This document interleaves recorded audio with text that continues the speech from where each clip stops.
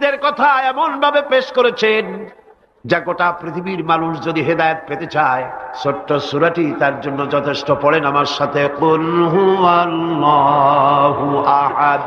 পড়েন সবাই, কুল হুয়াল্লাহু আহাদ আল্লাহুস সামাদ লাম ইয়ালিদ ওয়া লাম ইউলাদ ওয়া লাম ইয়াকুল লাহু কুফুয়ান আহাদ।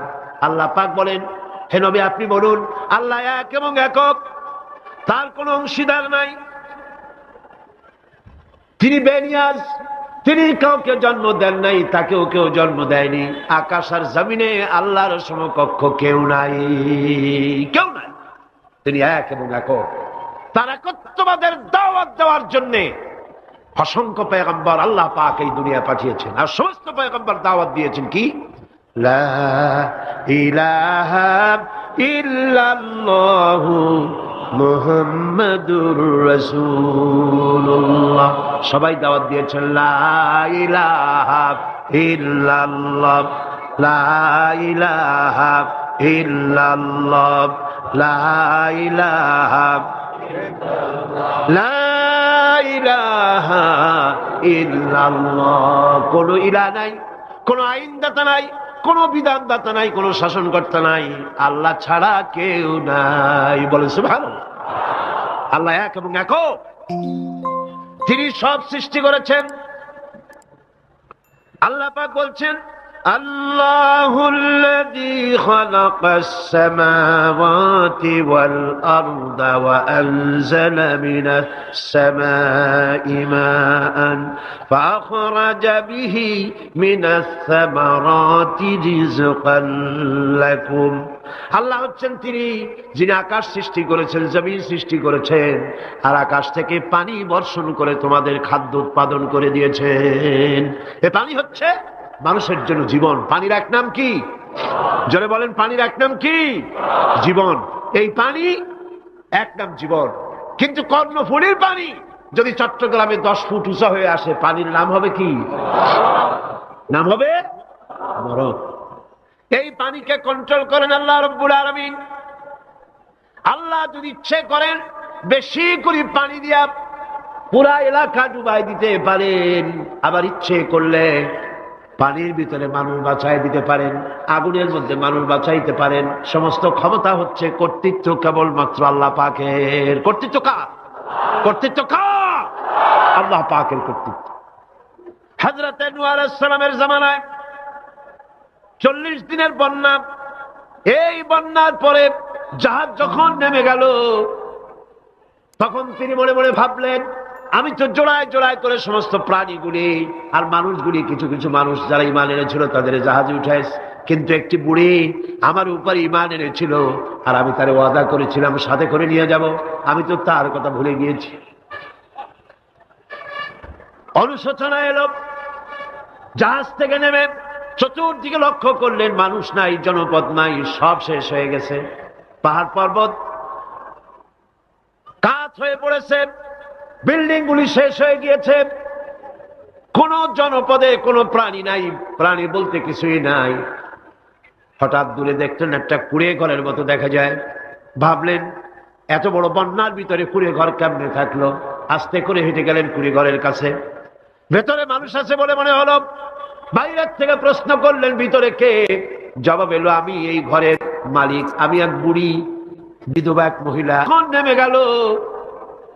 তখন তিনি মনে মনে ভাবলেন, আমি তো জোড়ায় জোড়ায় করে সমস্ত প্রাণীগুলি আর মানুষগুলি, কিছু কিছু মানুষ যারা ঈমান এনেছিল তাদের জাহাজে উঠাইছে, কিন্তু একটি বুড়ি আমার উপর ঈমান এনেছিল, আর আমি তার ওয়াদা করেছিলাম সাথে করে নিয়ে যাব, আমি তো তার কথা ভুলে গিয়েছি।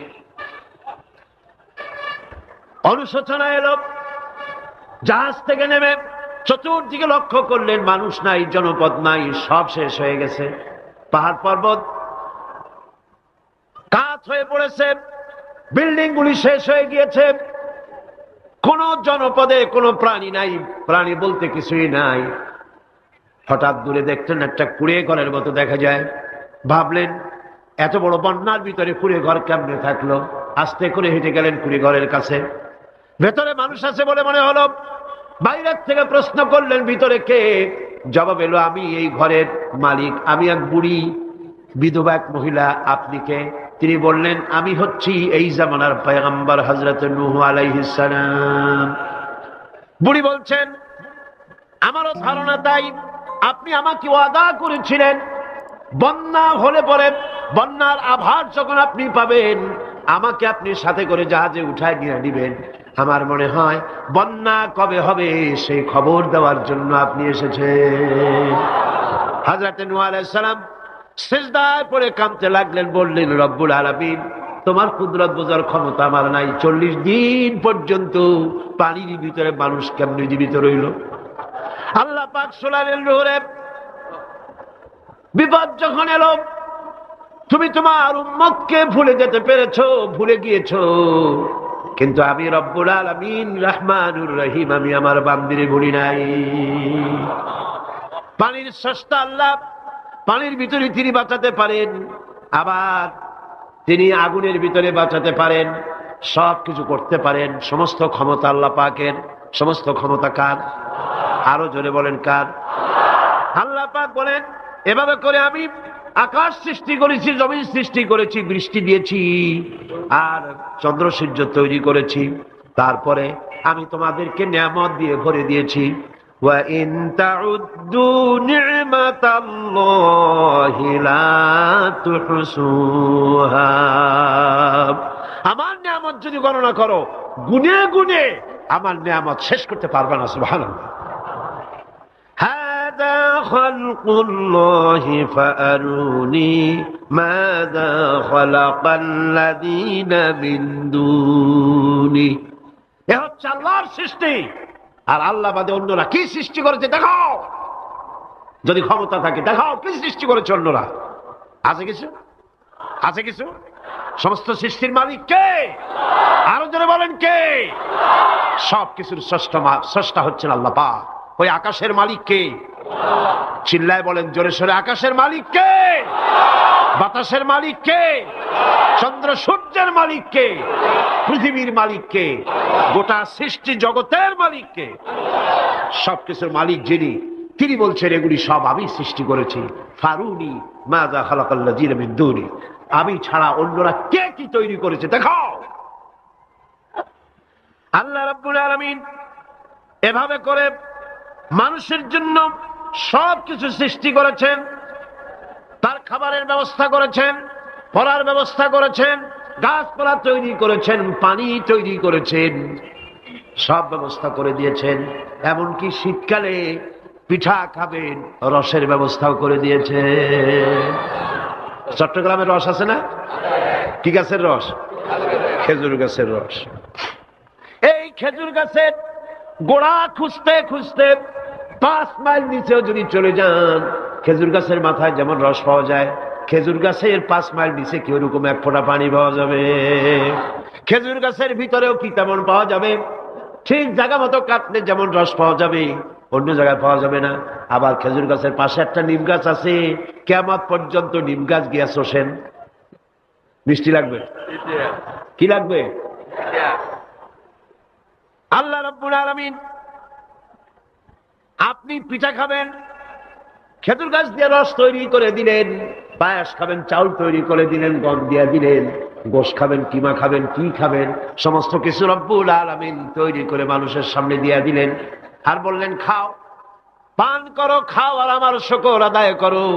মাঝে মধ্যে পড়ো আলহামদুলিল্লাহি রাব্বিল আলামিন। এই যে ঠান্ডায় গোটা পৃথিবী, এখনো ঠান্ডা শুরু হয়নি। এই ঠান্ডা শুরু না হওয়ার কারণ আমরা। এটা কারণ কারা? আমরাই। গ্লোবাল ক্লাইমেটের চেঞ্জ এসেছে, গোটা দুনিয়া আবহাওয়ার পরিবর্তন হয়ে গিয়েছে। শীতের সময় শীত নাই, গরমের সময় গরম নাই। এটা কি খুব ভালো? এটা কি? এটা রোগ ব্যাধি বেশি হওয়ার লক্ষণ। শীত যখন আসে, এত প্রচন্ড শীত, গোটা পৃথিবী যত এসি আছে, সমস্ত শক্তিশালী এসি প্লান্ট একযোগে যদি ছেড়ে দেওয়া হয়, আল্লাহ শীতকালে শীত দেন, তার সহস্র কোটি কোটি ভাগের 1 ভাগের শীতও কি পৃথিবীর মানুষ তার যন্ত্রপাতি দিয়ে তৈরি করতে পারবে? পারবে? সূর্য দিয়ে প্রতি মুহূর্তে আল্লাহ পাক যে তাপ দেন, গোটা বিশ্বের সমস্ত আগুন একসঙ্গে যদি জ্বালানো হয়, সেই তাপ কি তৈরি করা সম্ভব হবে? হবে না। আল্লাহ রাব্বুল আলামিন মানুষের কল্যাণের জন্য মানুষের যা কিছু প্রয়োজন সবকিছু একটা একটা করে এভাবে তৈরি করে মানুষের সামনে সবকিছু দিয়ে দিয়েছেন এবং প্রয়োজন মিটিয়ে দিয়েছেন। যার যা প্রয়োজন তা তিনি মিটিয়ে দিয়েছেন। আমাদের দেশে, আমার দেশের বাঘ, আমার দেশের হরিণ, আমার দেশের কুকুর, তাদের গায়ে তারা যে ধরনের ইউরোপ আমেরিকার শীত প্রধান দেশের পশুগুলি এরকমের না। তার মানে হলো আমার দেশ শীত প্রধান নয়, ছোট্ট ছোট্ট পশম হলে চলে, কিন্তু শীত প্রধান দেশের কুকুরগুলি, বাঘ এবং সিংহ যেগুলি জঙ্গলে থাকে, তাদের গায়ে এমন লম্বা লম্বা পশম দিয়ে আল্লাহ চামড়া বানায় দিয়েছেন, যা দিয়ে তার সম্পূর্ণ শরীরটা ঢেকে যেতেছে। স্থায়ী কম্বলের ব্যবস্থা রব্বুল আলামিন করে দিয়েছেন। কে দিয়েছেন? আল্লাহ পাক দিয়েছেন। এবং সেই চামড়া দিয়ে, সে চামড়া যেন আপনি ব্যবহার করতে পারেন, সেজন্য আল্লাহ পাক আপনার জন্য সুন্দর করে সেই চামড়া দিয়ে কাপড় চোপড় তৈরি করার, জামা ব্যবহার করার সব ব্যবস্থা আল্লাহ করে দিয়েছেন। কম্বল তৈরি করার ব্যবস্থা করে দিয়েছেন। আল্লাহ পাক যা খুশি তাই করতে পারেন। কোরআন বলতেছে ফাআলুল লিমা ইউরিদ, যা খুশি তাই তিনি করেন। লা ইউসআলু আম্মা ইয়াফআলু ওয়া হুম ইউসআলুন, তিনি যা করেন সেজন্য কারো কাছে তাকে কৈফিয়ত দিতে হয় না, বরং গোটা বিশ্ব আল্লাহর কাছে কৈফিয়ত দিতে বাধ্য। সমস্ত বিশ্ব কৈফিয়ত দিতে কার কাছে বাধ্য? আল্লাহ পাকের কাছে কৈফিয়ত দিতে বাধ্য। প্রচন্ড শক্তির মালিক।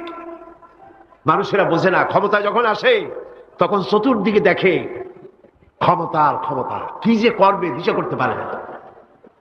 সারা জীবন ক্ষমতায় টিকে থাকার জন্য সর্বাত্মক প্রচেষ্টা চালায়, দেশ যখন পাইছি আর ছাড়বো না, ঠিক কিনা? এই চেষ্টা চালায়। কিন্তু আল্লাহ পাকের মূল ক্ষমতা তো আল্লাহর হাতে। আল্লাহ পাক ক্ষমতা দিয়ে বলেন লিনানজুরাকুম কাইফা তা'মালুন, ক্ষমতা দিয়ে তাকায় থাকি তোমার আমলটা কি হয় তা দেখার জন্য, তুমি করোটা কি সেইটা দেখার জন্য আমি দেখি। লিনানজুরাকুম কাইফা তা'মালুন। মানুষ ক্ষমতা হাতে পায়, অত্যাচারের স্টিম রোলার চালায়, আল্লাহ দেখতে থাকে। আর আল্লাহ যখন অ্যাকশন নেন, সেই অ্যাকশন থেকে তাকে কেউ বাঁচাইতে পারে না। প্রচন্ড ক্ষমতার মালিক। রাতকে দিন বানাতে পারেন, দিনকে রাত বানাতে পারেন, আমিরকে ফকির বানাতে পারেন, ফকিরকে আমির বানায় দিতে পারেন, রাস্তার লোক ধরে নিয়ে প্রেসিডেন্ট বানায় দিতে পারেন, আবার নারাজ হলে পরে জুতার মালা দিয়া জেলখানায় ঢুকাইয়া দিতে পারেন। ক্ষমতায় থাকাকালীন ফুলের মালা এত বেশি পায়, ফুলের মালায় গলা ভরে যায়। গাবতলির কোরবানির হাতেও এত মালা পায় না। এত মালা গলায় দিয়া আনন্দে ফুর্তিতে মারতে থাকে। আমার বন্ধুগণ মনে রাখেন, ফুলের মালায় আত্মহারা হয়েও না যারা ক্ষমতায় থাকো। এই ফুলের মালা আর ফাঁসির রশি একেবারেই পাশাপাশি। ফুলের মালা থেকে ফুলগুলি ঝরে পড়লেই ওই রশিটাই ফাঁসি হওয়ার জন্য যথেষ্ট, ঠিক কিনা? মানুষ বোঝে না, বোঝে না। আল্লাহ বলেন আমি তাকায় থাকি, দেখি কি করো, তোমার আমলটা কেমন হয়। ক্ষমতার মালিক আল্লাহ, দেওয়ার মালিক আল্লাহ। আর যখন নারাজ হয়ে যান, এক থাপ্পড় মেরে ক্ষমতা ছিনায় নিয়ে যান। পারেন কিনা? পারেন কিনা? ইতিহাস সাক্ষী। কিন্তু ইতিহাসের সবচেয়ে বড় শিক্ষা যে মানুষেরা ইতিহাস থেকে শিক্ষা গ্রহণ করে না।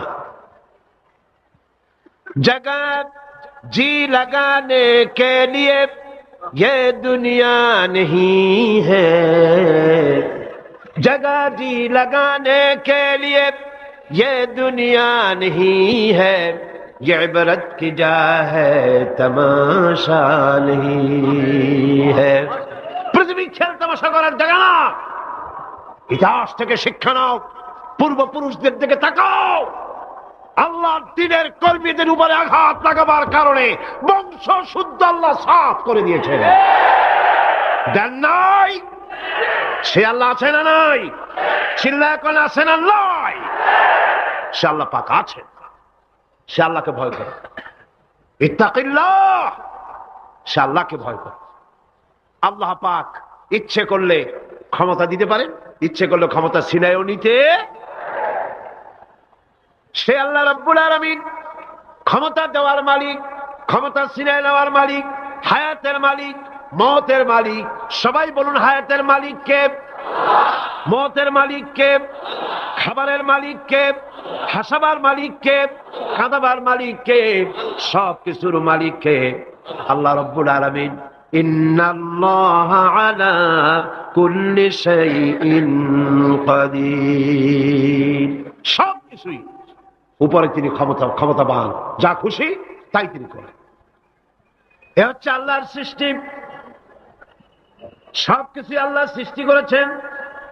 বরং কাফের বেঈমান যারা অস্বীকার করে আল্লাহ রাব্বুল আলামিন, সেই মানুষেরাই বুঝতে পারে না। বরং মানুষ যা কিছু তৈরি করেছে তা সবই আল্লাহর বানানো জিনিস, তার থেকেই করেছে। কথাটা বুঝে আসে না? মানুষ না বুঝেই বিজ্ঞানকে সবকিছুর প্রশংসা বিজ্ঞানের জন্য করে, বিজ্ঞানের জন্যই প্রশংসা অস্থির হয়ে যায়।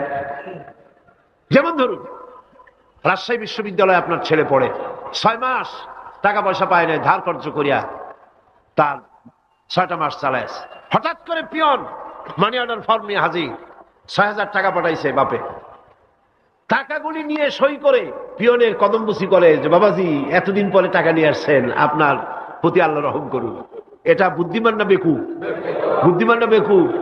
আরে বেটা, পিয়ন কি তোর বাজান? টাকাকে পাঠিয়েছে, বাবা পাঠিয়েছে, প্রশংসা তার কর। বিজ্ঞানীরা প্লেন বানিয়েছে, বিজ্ঞানীরা গাড়ি বানিয়েছে, বিজ্ঞানীরা কম্পিউটার তৈরি করেছে, প্রশংসা করো সেই আল্লাহ, যে আল্লাহ রাব্বুল আলামিন বিজ্ঞানীর মাথায় বুদ্ধি দিয়েছে। প্রশংসা কর, আল্লাহ পাকের প্রশংসা করতে হবে। হায়াত খালকুল্লাহ, যা কিছু আল্লাহ বলছেন এ সব কিছু আল্লাহর সৃষ্টি। মানুষ কিছুই সৃষ্টি করেনি, শুধু আল্লাহর সৃষ্টি দিয়ে জোড়া তালি দিয়ে বানিয়েছে, ঠিক না? আল্লাহর বানানো জিনিস দিয়ে জোড়া তালি দেওয়া হয়েছে। আল্লাহ পাকের সৃষ্টি তো দূরের কথা, আল্লাহকেই মানতে চায় না। কি বলে? বলে আনসিন ইজ নাথিং। শুনছেন কথা? আনসিন ইজ নাথিং, যা দেখা যায় না তা কিছুই না, মানি না। যার রং নাই, রূপ নাই, ধরা যায় না, ছোঁয়া যায় না, অনুভব করা যায় না, তা মানি না। নাউযুবিল্লাহ। এই কথা দিয়ে তারা আল্লাহরে অস্বীকার করতে চায়। অথচ এই ভদ্রলোকেরা মাধ্যাকর্ষণ না দেখেই বিশ্বাস করে মাধ্যাকর্ষণ আছে, ঠিক কিনা? এই ভদ্রলোকেরা বিদ্যুতের শক্তি দেখেই, বিদ্যুৎকেও দেখে। আপনারা দেখতেছেন বিদ্যুৎ, বিদ্যুতের শক্তি দেখে বিদ্যুৎকে বিশ্বাস করে। বাতাসের প্রচন্ডতা দেখে বাতাসকে অনুভব করে, বিশ্বাস করে। অক্সিজেন চোখে দেখে না, ইথারকে চোখে দেখে না, বিশ্বাস করে। কিন্তু এমনই নাস্তিক, এমনই কপাল পোড়া যে আল্লাহরে দেখা যায় না তাই বিশ্বাস করা যাবে না। এক নাস্তিকের সাথে হযরত ইমাম আবু হানিফা রাহমাতুল্লাহ আলাইহির এক বিতর্ক অনুষ্ঠান হলো। সেই বিতর্ক অনুষ্ঠানে ইমাম আবু হানিফা রাহমাতুল্লাহ আলাইহি পৌঁছতে বেশ দেরি করলেন। নাস্তিক তখন উপস্থিত জনতাকে বলছে, দেখো তোমাদের ইমাম, তোমাদের ইসলামী চিন্তাবিদ যুক্তিতে দুর্বল, সেই জন্য আসতেছে না। বেশ কিছুক্ষণ দেরি করে তিনি উপস্থিত হলেন। নাস্তিক বলল, আগে আপনি বলেন, আপনি ওয়াদা ভঙ্গ করলেন কেন? সময় মতো আসতে পারলেন না কেন? তিনি জবাবে বললেন, দেখো আমি অনেক দূর থেকে এসেছি, এসে দেখি সামনে নদী, এখন পার হবো কেমনে? কোন নৌকার ব্যবস্থা নাই। হঠাৎ দেখলাম কি এক আশ্চর্য কথা, একটা চারা গজায় উঠলো, ফট করে বিরাট গাছ হয়ে গেল। কই থেকে একটা কুড়াল আসলো, গাছটারে কাজে ভাড়ায় গেল। তারপরে এলো করাত, বানাইলো তক্তা, এরপরে আসলো লোহা, পড়লো হাতুড়ি, হয়ে গেল নৌকা। বাহ কি মজা! এরপর নৌকা নামলো নদীতে, আমি উঠে বসলাম, এই পাড়ি দিয়ে আসলাম, তাই যা একটু দেরি হলো। নাস্তিক কয় যে কি সর্বনাশ, এই লোকের সাথে আমি তর্ক করবার মাথা স্ক্রু শটটা দিলাম। তাহলে আন্দাজে একটা গাছ হয়ে গেল ফট করিয়া, তারপরে কুড়াল আসলো, তক্তা হইল, বিনা মিস্ত্রিতে নৌকা হইল, এটা কেমনে সম্ভব? ইমাম সাহেব বলেন, আমার বিতর্ক শেষ। বিনা মিস্ত্রিতে যদি তোমার যুক্তি মতে বিনা মিস্ত্রিতে যদি একটা নৌকা না হতে পারে, এই বিশ্ব তৈরি হলো কি করে বিনা মিস্ত্রিতে? ওই বিশাল আকাশ হলো কিভাবে? এই বিরাট চন্দ্র সূর্য হলো কিভাবে? কি করে তোমার ওই বডি তৈরি হলো? নাস্তিক চেয়ার থেকে নেমে ইমামের কাদমের উপরে পড়ে গেল, বলে আল্লাহু আকবার, আমি অন্যায় করেছি, আল্লাহ আমাকে মাফ করে দাও।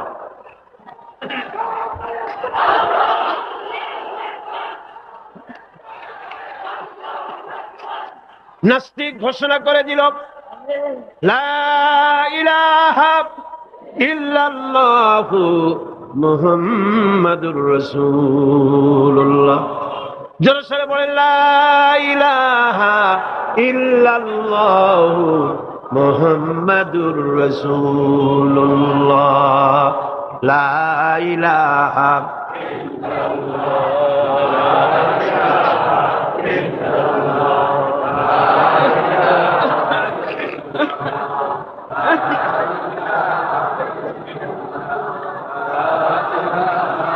খালকুল্লাহ।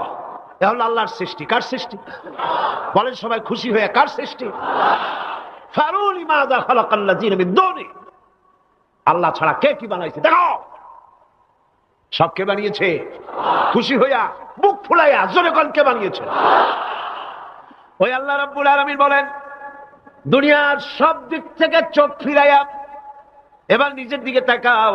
ওয়াফি আনফুসিকুম وفي أنفسكم أفلا تبصرون। এমনকি তোমাদের নিজেদের মধ্যে আমার নিদর্শন আছে। তারা কি তা অনুধাবন করে না? তোমার মধ্যেও আমার নিদর্শন আছে। কার মধ্যে? আমাদের মধ্যে। কোন কার মধ্যে? আমাদের মধ্যে আল্লাহর নিদর্শন আছে।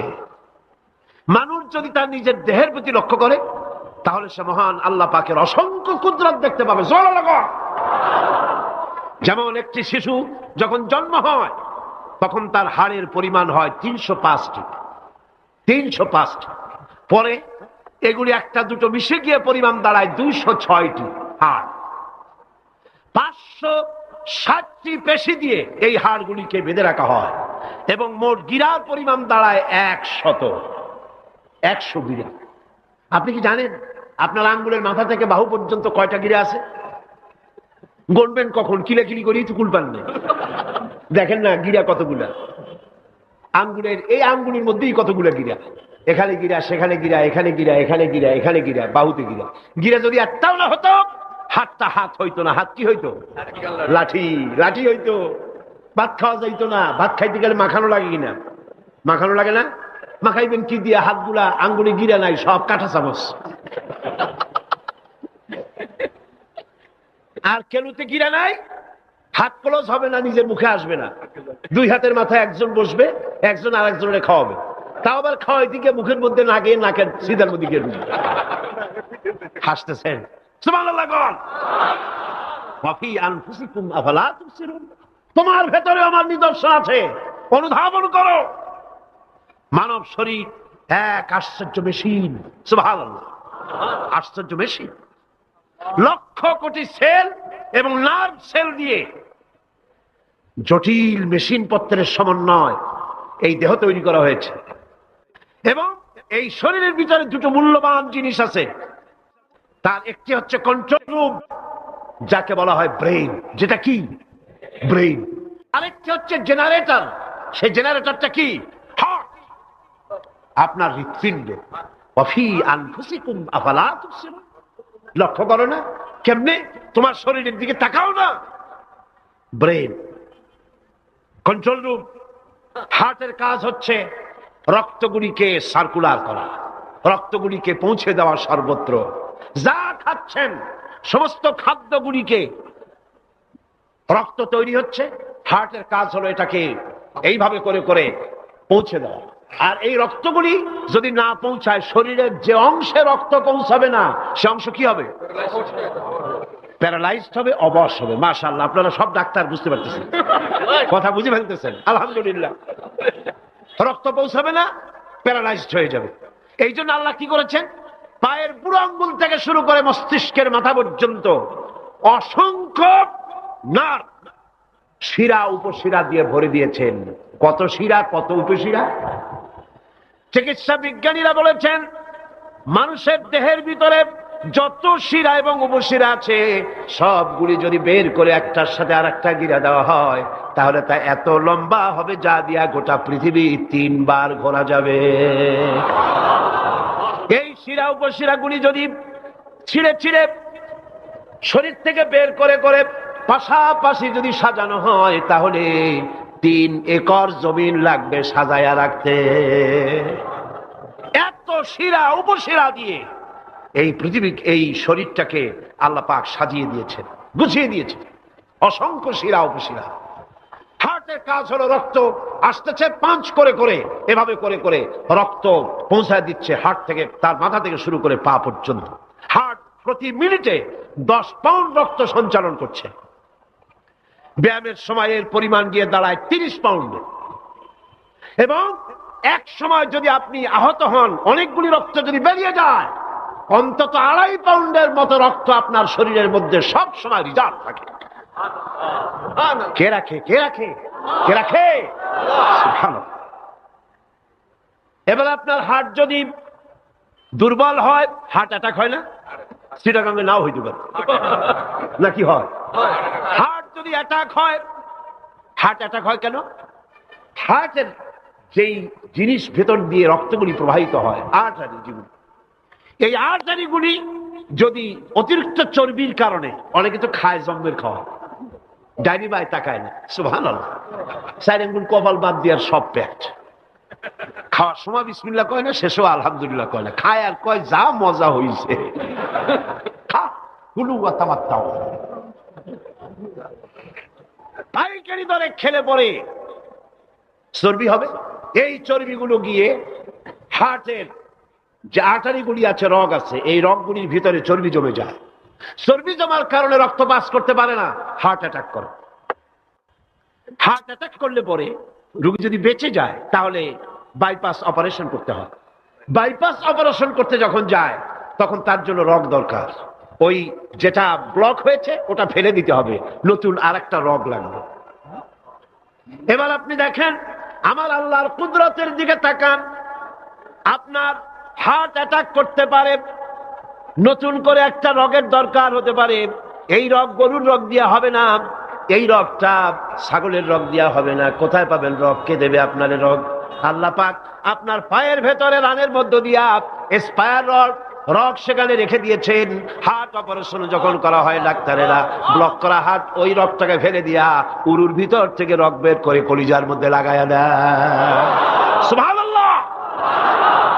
2টি মাত্র কিডনি হলে, 1টি মাত্র কিডনি হলে শরীরটা আপনার বেঁচে যায়। আল্লাহ রাব্বুল আলামিন শরীরের ভিতরে 2টা কিডনি দিয়েছেন। কিডনির নাম জীবন।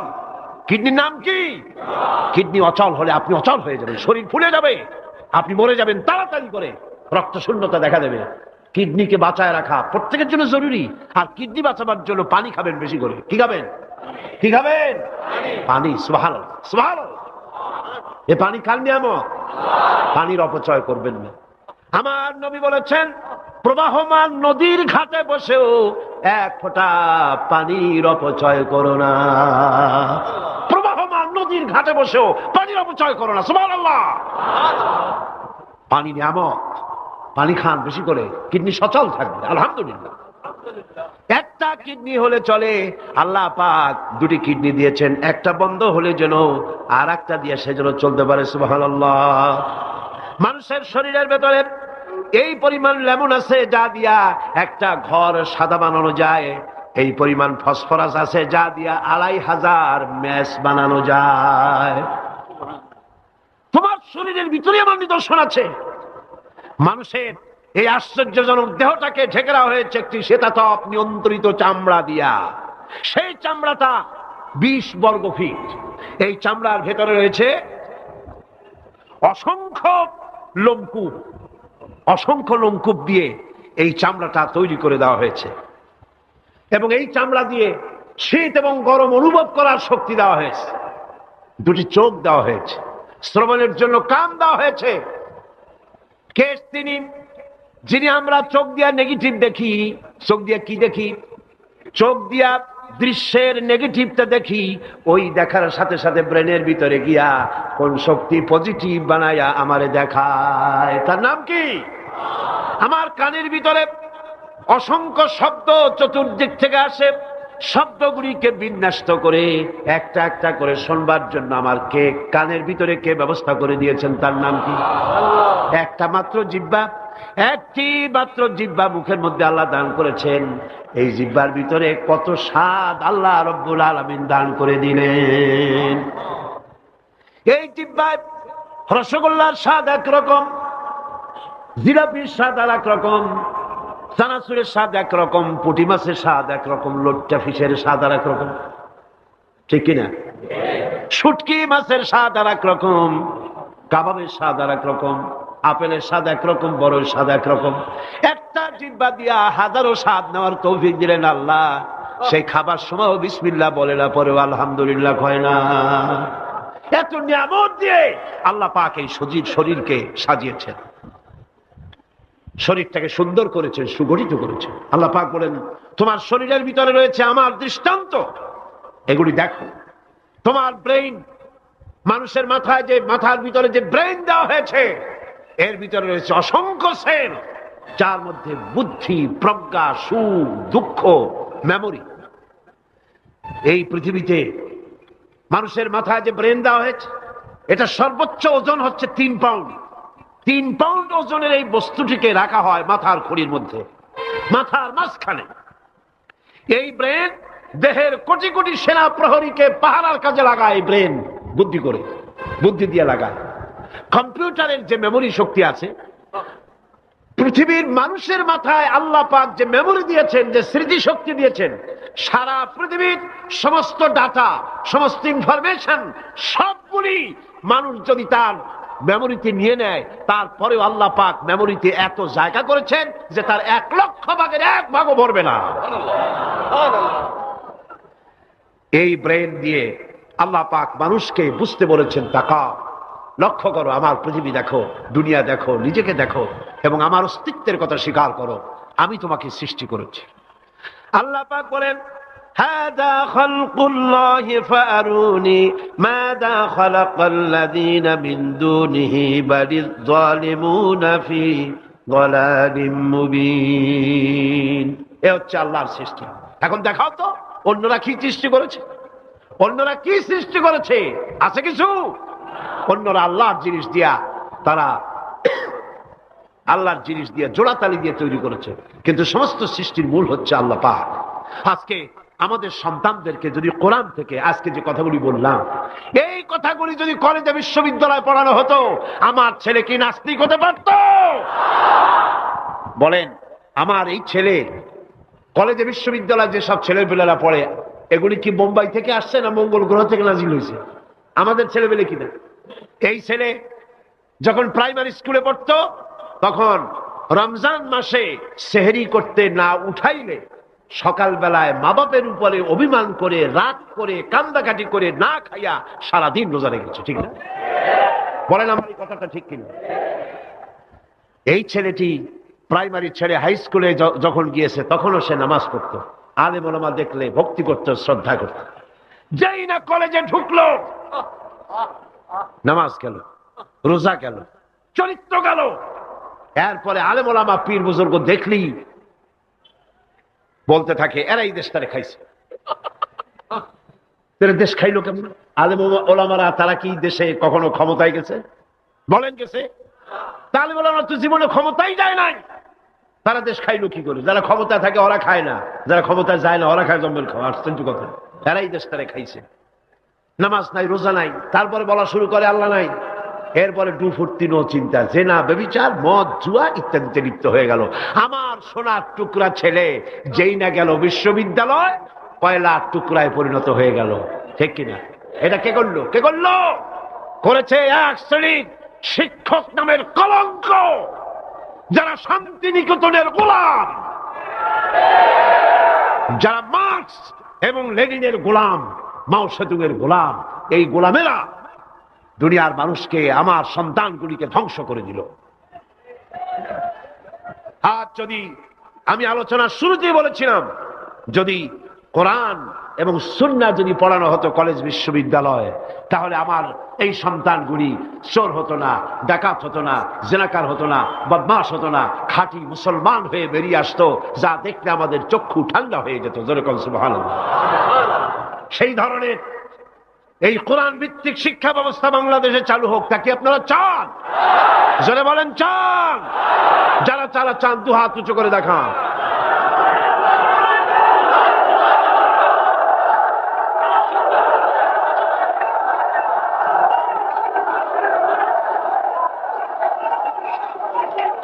বসুন বসুন, হাত তুলতে বলেছি, মাথা তো তুলতে বলিনি। আল্লাহ রাব্বুল আলামিন তিনি কোরআন দিয়েছেন মানুষকে শিখবার জন্য, চরিত্র বানাবার জন্য, দিনদার হওয়ার জন্য। এই কোরআন এবং সুন্নাহর বদৌলতেই পৃথিবীতে শান্তি এসেছিল, পৃথিবীতে অর্থনৈতিক মুক্তি এসেছিল, মানুষ সুখ পেয়েছিল, মানুষ সৌন্দর্য পেয়েছিল। আমরা যদি আবার সুখ শান্তি ফিরে পেতে চাই, আবার আমাদেরকে কোরআন এবং সুন্নাহর শিক্ষার দিকে ফিরে যেতে হবে। এর কোন বিকল্প আছে? কোন বিকল্প নাই। সেই কোরআন সুন্নাহর দিকে আমরা কিভাবে যাব, সেই বর্ণনা হবে আগামীকাল ইনশাআল্লাহ। তাওহীদের পথে, শিরক থেকে বেঁচে আল্লাহর পথে আগাবার জন্য আমরা তৈরি হয়ে যাই। মুনাজাতের জন্য দাঁড়ানো ভাইরা সবাই বসুন। যত ভাই দাঁড়ানো, সমস্ত ভাইয়েরা যার যার জায়গায় বসে পড়ুন, মুনাজাতে শরীক হন। দুই ভাই, দুই অমুসলিম ভাই ইসলাম কবুল করার জন্য এখানে এসেছে। এর একজনের নাম হলো তপন রক্ষিত, হিন্দু ধর্মাবলম্বী। বর্তমান নাম পছন্দ করেছে মোহাম্মদ হোসাইন। আর একজনের নাম শ্রী দীপক চন্দ্র হাওলাদার, এও হিন্দু ধর্মের অনুসারী। বর্তমান নাম পছন্দ করেছে মোহাম্মদ ওমর ফারুক। মাশাআল্লাহ। লা ইলাহা ইল্লাল্লাহু মুহাম্মাদুর রাসূলুল্লাহ। আল্লাহ ছাড়া কোন ইলাহ নাই, মাবুদ নাই, উপাস্য নাই। তিনি এক, যিনি একক। মুহাম্মদ সাল্লাল্লাহু আলাইহি ওয়াসাল্লাম আল্লাহ প্রেরিত রাসূল। জোরে বলো, আশহাদু আল্লা ইলাহা ইল্লাল্লাহু ওয়াহদাহু লা শারীকা লাহু ওয়া আশহাদু আন্না মুহাম্মাদান আবদুহু ওয়া রাসূলুহু। আমি সাক্ষ্য দিচ্ছি আল্লাহ ছাড়া কোন ইলাহ নাই, মাবুদ নাই, উপাস্য নাই। তিনি এক, তিনি একক, তার কোন অংশীদার নাই। আমি আরো সাক্ষ্য দিচ্ছি মুহাম্মদ সাল্লাল্লাহু আলাইহি ওয়াসাল্লাম আল্লাহর প্রেরিত রাসূল এবং তার বান্দা। সকলকে বলো আসসালামু আলাইকুম। এই দুই তরুণ যুবক একটু আগে মুশরিক ছিল, এখন তারা আমাদের তাওহীদি ভাই। এবং আজকের মাহফিলে ছোট্ট ছোট্ট বাচ্চারা যেভাবে মাসুম, এই দুজনও সেইভাবে নিষ্পাপ, বেগুনাহ, মাসুম ঘোষণা করেছেন রাসূল করিম সাল্লাল্লাহু আলাইহি ওয়াসাল্লাম। অর্থাৎ অমুসলিম যখন ইসলাম কবুল করে, মুখে উচ্চারণ করে, মনে প্রাণে বিশ্বাস করে, কালেমায়ে তাইয়্যিবা এবং কালেমায়ে শাহাদাত উচ্চারণ করে, জিন্দেগীর সমস্ত গুনাহ থেকে আল্লাহ পাক মাফ করে দেন। সুতরাং আমি তাদেরকে বুকের সাথে আলিঙ্গন করে সম্মানিত করছি।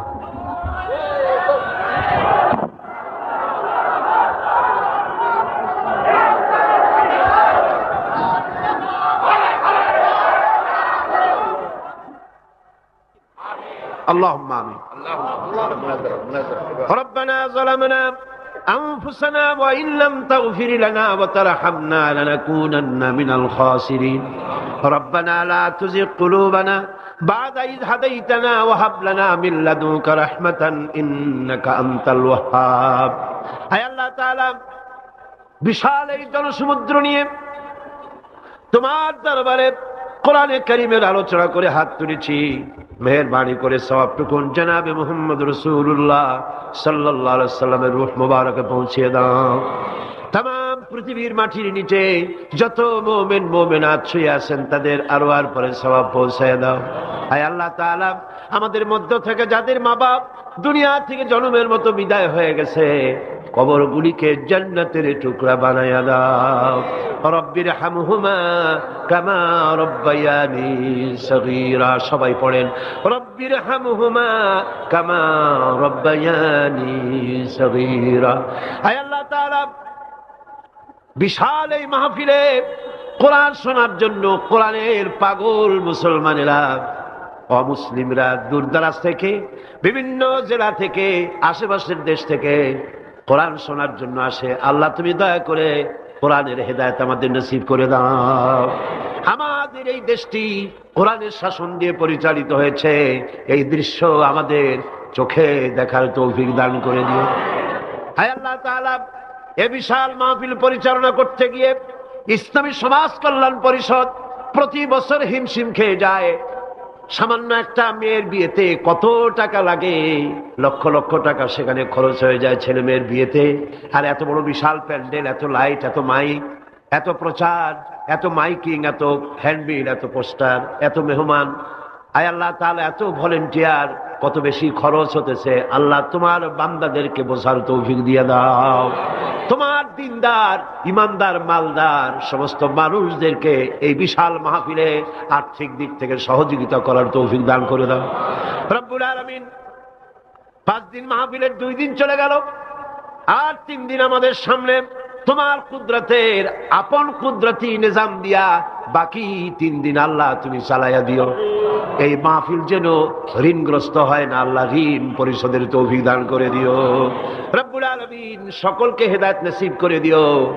হায় আল্লাহ তাআলা, আমাদের জীবনের রোগ ব্যাধি মাফ করে দিও, আমাদের আশা আকাঙ্ক্ষা জীবনের নেক বাসনা পুরা করে দিও। মা বোনেরা কষ্ট করে আসেন, হায় আল্লাহ মা বোনদের উপরে তোমার খাস রহমত নাজিল করো। আগামী বৃহস্পতিবার মা বোনদের জন্য আলাদাভাবে সকালবেলায় যে আয়োজন করা হবে, হ্যাঁ আল্লাহ সেখানে চিরগংবাসী সমস্ত মহিলাদেরকে আসার তৌফিক দান করে দিও। তাদের জন্য আলাদাভাবে কোরআনের কথা, হাদিসের কথা তাদের শোনাবার তৌফিক দান করে দিও রব্বুল আলামিন। এই মাহফিল কিয়ামত পর্যন্ত আল্লাহ তুমি কবুল করো। এই মাঠ যারা দিলেন, হ্যাঁ আল্লাহ প্যারেড ময়দান, রজবালি ময়দান যারা ছেড়ে দিল, আল্লাহ তুমি তাদেরকে জান্নাতের ময়দান ছেড়ে দিও রব্বুল আলামিন। কোরআনের কথা আজকে বললাম, কোরআনের শিক্ষার কথা বললাম।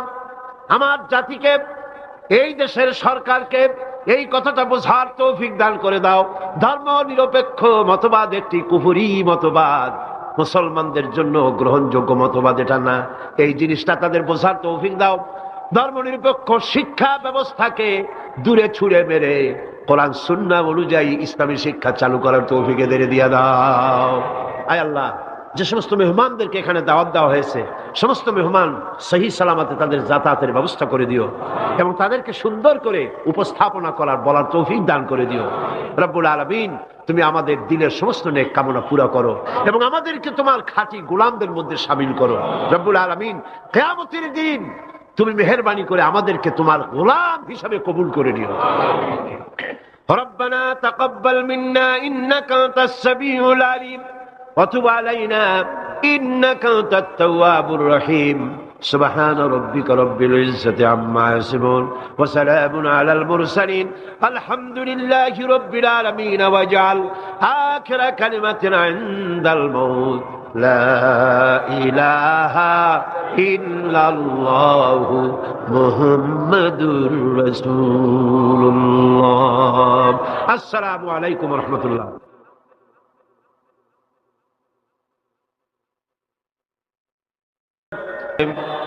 اللهم آمين ربنا ظلمنا أنفسنا وإن لم تغفر لنا وترحمنا لنكونن من الخاسرين أي الله تعالى 5 দিন ব্যাপী তাফসীরুল কোরআন মাহফিল ইসলামী সমাজ কল্যাণ পরিষদ চট্টগ্রাম কর্তৃক আয়োজিত এই প্যারেড ময়দানে আজকের এই দ্বিতীয় দিবসে বিশাল মাটির নিচে যত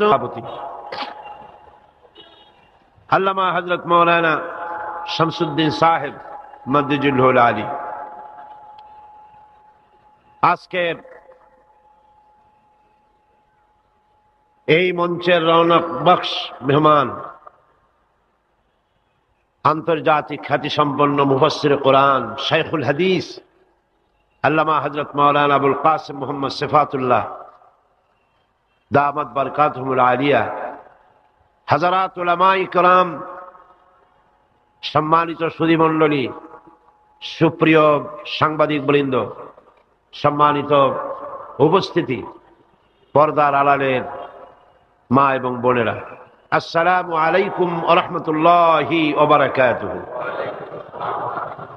মহান আল্লাহ রব্বুল ইজ্জত ওয়াল জালাল, তাঁর দরবারে লাখো কোটি শুকরিয়া আদায় করি যে মহান আল্লাহ পাক একটানা 20 বছর পর্যন্ত ইসলামী সমাজ কল্যাণ পরিষদ কর্তৃক আয়োজিত তাফসীরুল কোরআন মাহফিলের আজকের এই দ্বিতীয় দিবসে দয়া পরবশে মেহেরবানি করে আমাদেরকে শরীক হওয়ার তৌফিক ইনায়েত করেছেন। তার দরবারে হৃদয়ের সবটুকু আবেগ উজাড় করে আমরা শুকরিয়া জ্ঞাপন করছি। আমরা পড়ছি আলহামদুলিল্লাহ, জোরে সোরে মোহব্বতের সাথে একযোগে সবাই পড়েন আলহামদুলিল্লাহ। আজকের মাহফিলে যে সমস্ত মুসলিম ভাইরা এসেছেন, আমি তাদেরকেও মাহফিলের পক্ষ থেকে স্বাগতম জানাই, ওয়েলকাম করি, তাদেরকে সুস্বাগতম বলছি, তাদেরকে মোবারকবাদ জানাচ্ছি, শুভেচ্ছা জানাচ্ছি। কারণ মহাগ্রন্থ আল কোরআন শুধুমাত্র মুসলমানদের জন্য অবতীর্ণ হয় নাই, সমগ্র মানব জাতির কল্যাণের জন্য দিক নির্দেশনা এবং বিশ্ব মানবতার মুক্তির জন্যই পবিত্র কোরআন আল্লাহ রাব্বুল আলামিন এই পৃথিবীর বুকে অবতীর্ণ করেছেন। মহাগ্রন্থ আল কোরআন একমাত্র সেই বিশ্বগ্রন্থ, সেই মহাপবিত্র গ্রন্থ যার মধ্যে জাতি, ধর্ম, বর্ণ, দল, মত, নারী, পুরুষ নির্বিশেষে গোটা বিশ্বের মানুষের জন্য যা কিছু সুন্দর, যা কিছু সত্য, যা কিছু নান্দনিক, যা কিছু কল্যাণ, সবকিছু খুলে খুলে বলা হয়েছে। কোরআন, গতকাল আমি বলেছি, মহাবিশ্বের মহাবিস্ময়, এমন এক কিতাব গোটা পৃথিবীর কারো কাছে নাই, এমন একখানা মহাবিস্ময় বিশ্বের জন্য যার ভেতরে সমস্ত কথা আল্লাহ পাক বলে দিয়েছেন। তিবিয়ানান লিকুল্লি শাই, সবকিছুকে খুলে খুলে আল্লাহ পাক বয়ান করেছেন। আলহামদুলিল্লাহ। এর ভেতরে রয়েছে বিজ্ঞান, দর্শন, ইতিহাস, খতত্ব, ভূতত্ত্ব, নৃতত্ত্ব, রয়েছে বোটানি, জুলজি, রয়েছে অ্যানাটমি, সার্জারি, বোটানিক্যাল ব্যাপার স্যাপার, political science, philosophy, medical science, কি নাই, স্বরাষ্ট্রনীতি, পররাষ্ট্রনীতি, যুদ্ধ, সন্ধি, চুক্তি, উত্তরাধিকার আইন, মিরাসি আইন যাকে বলা হয়, ফৌজদারি দণ্ডবিধি, জীবন, সমাজ, রাষ্ট্র, ইহকালের শান্তি, পরকালের মুক্তি, যা কিছু প্রয়োজন সব কিছুকেই আল্লাহ পাক এই কোরআনে কারীমের মধ্যে মানুষের জন্য হাদিয়া হিসেবে, সর্বশেষ সর্বশ্রেষ্ঠ নিয়ামত হিসেবে বিশ্ববাসীর জন্য দান করেছেন। সুবহানাল্লাহ। আজ সৌভাগ্যবান জাতি পৃথিবীর এই মুসলমান, পৃথিবীর মানুষ, পৃথিবীর শ্রেষ্ঠ সৌভাগ্যবান জাতি মুসলমান, যেহেতু কোরআন তাদের কাছে আছে।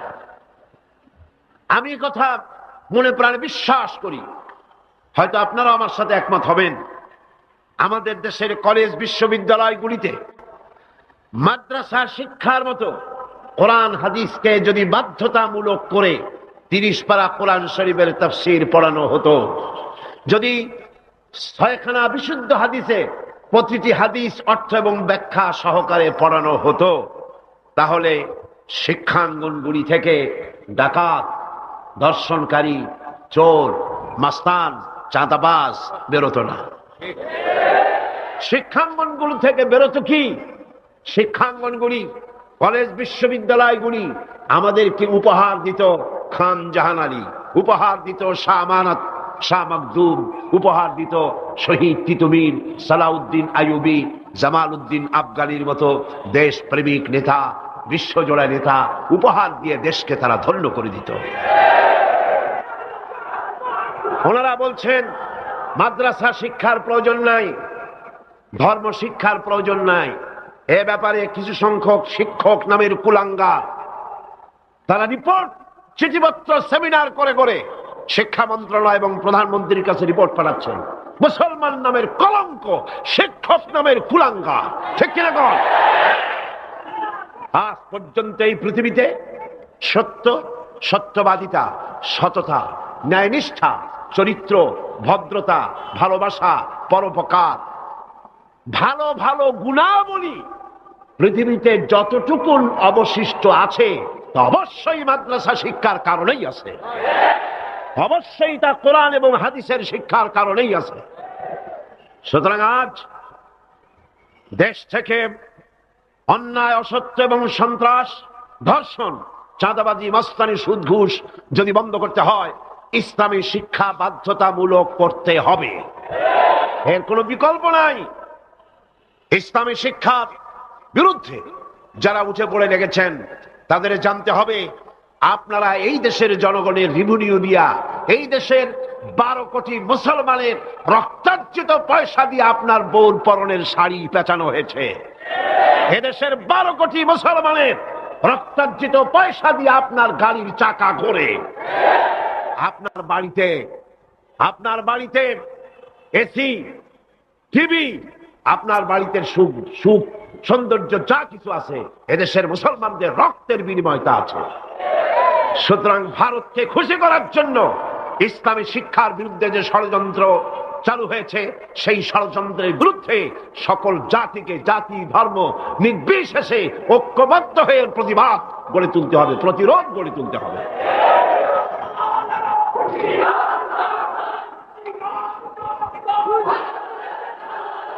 আমি বলতে চাই, ধর্মীয় শিক্ষা বাধ্যতামূলক করার অর্থ এটা নয় যে হিন্দুদেরকে ধরে ধরে ইসলাম শেখানো হবে।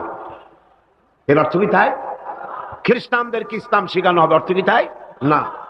ধর্মীয় শিক্ষা বাধ্যতামূলক করার অর্থ হলো হিন্দু তার হিন্দু ধর্ম শিখতে বাধ্য, কম্পালসারি।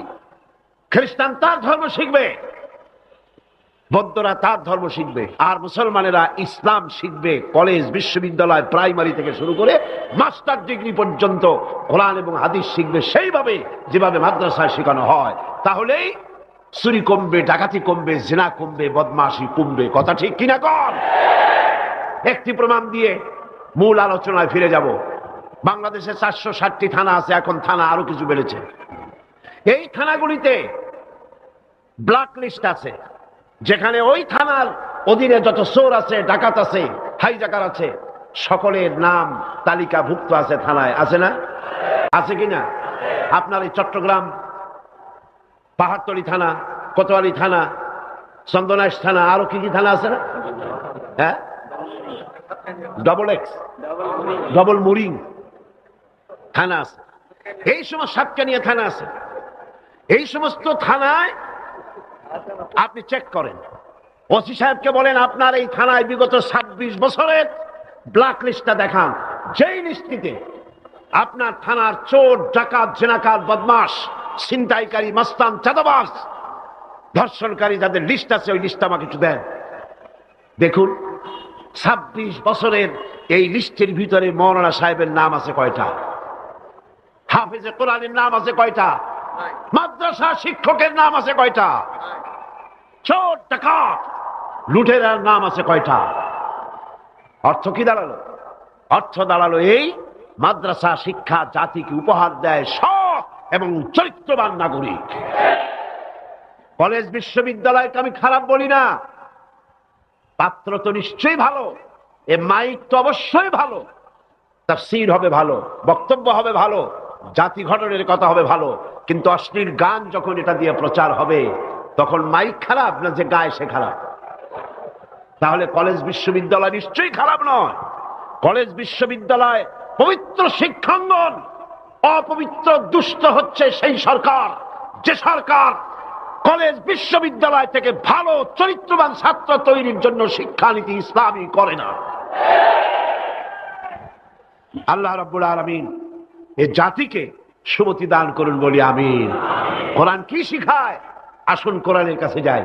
কোরআনের শিক্ষানীতিই আমরা আসছি, সেদিকে সরকারকে বুঝাতে চাই। নিশ্চয়ই সরকারের কেরামন কাতিবিনরা এখানে ঘোরাফেরা করতেছেন, আছে না? ভালো করে লিখেন, উল্টা পাল্টা করে লিখবেন না, যেহেতু কলম বুমেরাং হতে সময় লাগে না, সময় লাগে না। যেটা বলি সেটাই লিখেন। সরকারকে জানিয়ে দেন দেশের জনগণ কুদরতে খোদা শিক্ষা কমিশন রিপোর্টকে ধিক্কার দেয়, থুথু নিক্ষেপ করে। এদেশের 12 কোটি জনগণ তারা চায় এই কোরআনের শিক্ষা। কিসের শিক্ষা? কোরআনের শিক্ষা চায়।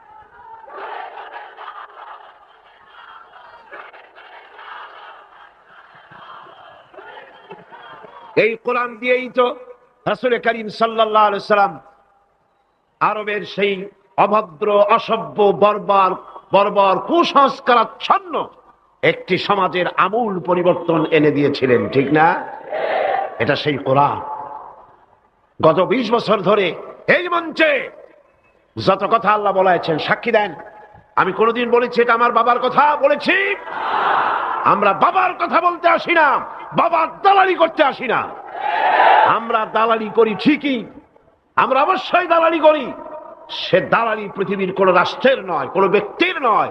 দালালি করি আল্লাহ রাব্বুল আলামিনের, আর করি বিশ্ব নেতা জনাবে মুহাম্মদ রাসূলুল্লাহ সাল্লাল্লাহু আলাইহি ওয়াসাল্লামের।